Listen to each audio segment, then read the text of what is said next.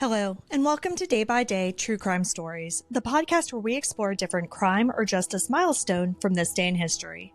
I'm your host, Kona Gallagher, and today is April 13th. On this day in 2011, 20-year-old Holly Bobo vanished from her family's home in the small rural town of Darden, Tennessee. What followed was the largest search effort in the state's history, a case filled with twists, false starts, and a controversial prosecution that wouldn't reach a conclusion for over 6 years.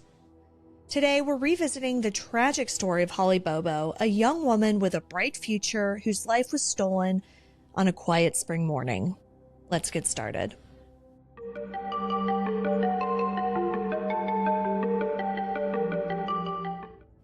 Holly Bobo was studying nursing at the University of Tennessee at Martin. She lived with her parents and her older brother, Clint, in the tight-knit community of Darden. People described her as kind, responsible, and deeply loved, someone who had her life on track. On the morning of April 13th, 2011, Holly was getting ready for a big exam.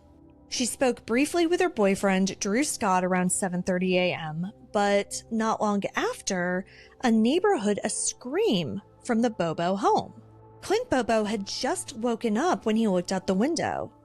He saw Holly outside walking into the woods with a man in camouflage. He assumed it was her boyfriend. Camouflage was common around that area.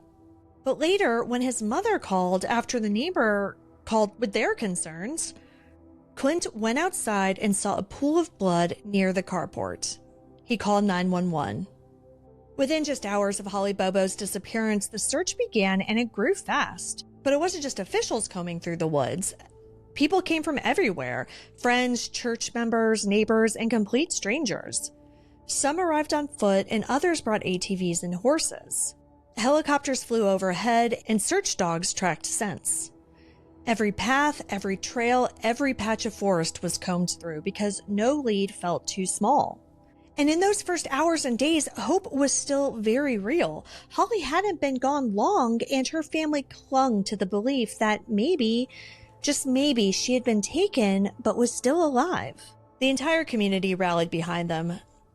Soon, the national media picked up the story, and the image of a young nursing student taken in broad daylight from her own driveway spread across the country, turning the quiet town of Darden, Tennessee into the center of a gripping mystery. The Tennessee Bureau of Investigation, the TBI, took the lead, supported by the Decatur County Sheriff's Office and the FBI. One of the first pieces of physical evidence they found was that pool of blood near the carport. In a surprise to no one, tests later confirmed that the blood did in fact belong to Holly, and the amount was enough to indicate that she had been hurt, but not necessarily killed. Investigators then began digging into cell phone data, trying to follow Holly's trail. Her phone had pinged off of multiple towers, suggesting that she had been taken east, moving through rural stretches of Decatur County before the signal eventually dropped off. Now, that gave search teams a rough corridor, but that corridor was massive and filled with hundreds of square miles of woods, fields, and back roads. As days turned into weeks, searchers uncovered potential clues. Pieces of shredded paper, duct tape, even clothing, but nothing that could be definitively linked to Holly. Meanwhile, TBI agents interviewed more than 300 people and followed up on over 1,000 tips. Eventually, a $250,000 reward was offered for any information leading to Holly's safe return, or to the arrest of the person who had taken her. But despite the scale of the search and the wave of support from across the state, there were still no answers. Early suspicion fell on Terry Britt, a convicted sex offender with a long history of harassing women. But after a long investigation, including surveillance on Britt, they found no evidence linking him to Holly's disappearance, and Britt was never charged. And then the investigation stalled. For 3 long years, the Bobo family waited in limbo. Then, in early 2014, a break came from an unexpected place. During an unrelated police interview, a man named John Dylan Adams told investigators that he had seen Holly Bobo at his brother's house the day she went missing. He claimed that she was wearing a pink shirt and was being raped. His brother, who he was talking about, Zachary Adams, had a record of violence and drug abuse. Within weeks, Zach was arrested and charged with kidnapping and murder. Two others, Jason Autry and Shane Austin, were also implicated in what now looked like a group crime. Then, in September 2014, a human skull was found near a logging road in Decatur County. Dental records confirmed that it was Holly Bobo. Her remains were scattered. A pathologist later ruled that she had died from a gunshot wound to the back of her head. It took more than 6 years after Holly Bobo's disappearance and 3 years after charges were filed before Zachary Adams finally stood trial. Adams faced 3 charges: first-degree premeditated murder, first-degree felony murder, and especially aggravated kidnapping. The death penalty was on the table. From the start, everyone knew the trial would be tough. There was almost no physical evidence linking Adams to Holly's disappearance or her death. No fingerprints, no DNA, and no murder weapon. The prosecution would have to rely on circumstantial evidence and witness testimony, some of it coming from people with long criminal records and complicated motives. In fact, the star witness was Jason Autry, a convicted felon with a long history of drug use and violent crime. He had entered into a plea deal with prosecutors in exchange for testifying against Adams. Autry's story was gripping. On the stand, he described what he said happened on the morning of April 13th, 2011. According to his testimony, he had gone to meet Zach Adams near a remote spot by the Tennessee River, planning to help him get rid of something. When he arrived, he saw Adams standing next to a truck with what looked like a body wrapped in a blanket in the bed of the truck. Then, the moment that stunned the courtroom. Autry said that the blanket moved, and he realized that Holly was still alive. He claims Zach then grabbed a gun and shot her in the head. After that, they moved her body to another location, intending to come back for it later. Autry said he never saw her again. The testimony was emotional and devastating, but it wasn't perfect. Autry's account had changed several times over the years. He had a serious criminal history and had been implicated in the crime.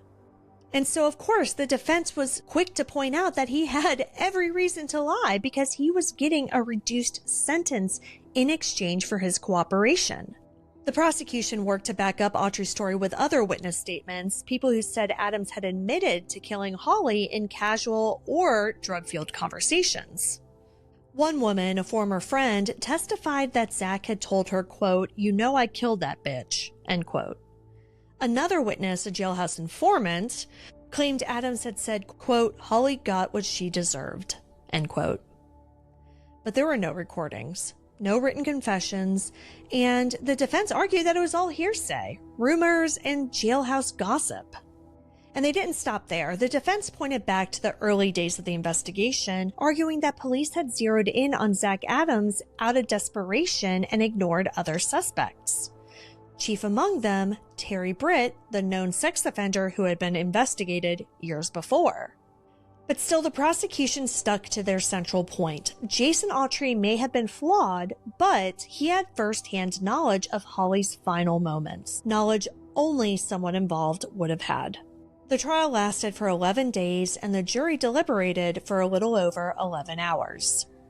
And on September 22nd, 2017, Zachary Adams was found guilty on all charges. He was sentenced to life in prison without the possibility of parole, plus 50 additional years for kidnapping and rape. Outside the courthouse, Holly's family wept. Her mother, Karen Bobo, told reporters that for the first time in years, she felt a small sense of peace. Her father, Dana, said that he believed justice had finally been served. But even with the verdict, the sentence, and the closure it seemed to bring, questions still lingered. After Zachary Adams was convicted and sentenced to life in prison, the state shifted its focus to the two remaining defendants in the case, John Dylan Adams and Jason Autry. John Dylan Adams, Zach's younger brother, had played a key role in reopening the investigation back in 2014. But as the case progressed, his initial statement seemed to unravel. Dylan's story also changed over time, and defense attorneys argued that his confession was coerced. They pointed to his intellectual disabilities. Dylan had an IQ in the low 70s, and he had been diagnosed with auditory processing disorder, which makes it difficult to interpret and respond to spoken words. His legal team maintained that Dylan never fully understood what was happening. They said he didn't grasp the seriousness of the charges or the consequences of speaking to police without an attorney. And they claimed that he wasn't capable of knowingly waiving his rights. But despite these concerns, in January 2018, John Dylan Adams took a plea deal. He pleaded guilty to facilitating first-degree murder and especially aggravated kidnapping, and received a 35-year prison sentence. He won't be eligible for parole until sometime in the 2030s. As part of that agreement, Dylan didn't have to testify against anyone, and the rape charges were dropped. That left Jason Autry, the man whose dramatic courtroom testimony had helped put Zach Adams behind bars. In exchange for his cooperation, Autry had originally been offered a deal that could reduce his sentence to just 10 years. But as time went on, his sentencing kept getting delayed. Prosecutors said that they were still evaluating his cooperation and credibility. Meanwhile, the scrutiny of his testimony was growing louder, especially from people who had doubts about the strength of the state's case. Then, in 2020, Jason Autry dropped a bombshell. From prison, in a recorded call with a journalist, Autry recanted major portions of his testimony. He admitted that most of what he told the jury wasn't true. He claimed that he had made up the story to fit what he believed prosecutors wanted to hear, just so he could avoid a life sentence. He still insisted that he helped dispose of a body, but now he said that he didn't actually see Zach Adams shoot Holly. In fact, he said he wasn't even sure if the person in the blanket was Holly.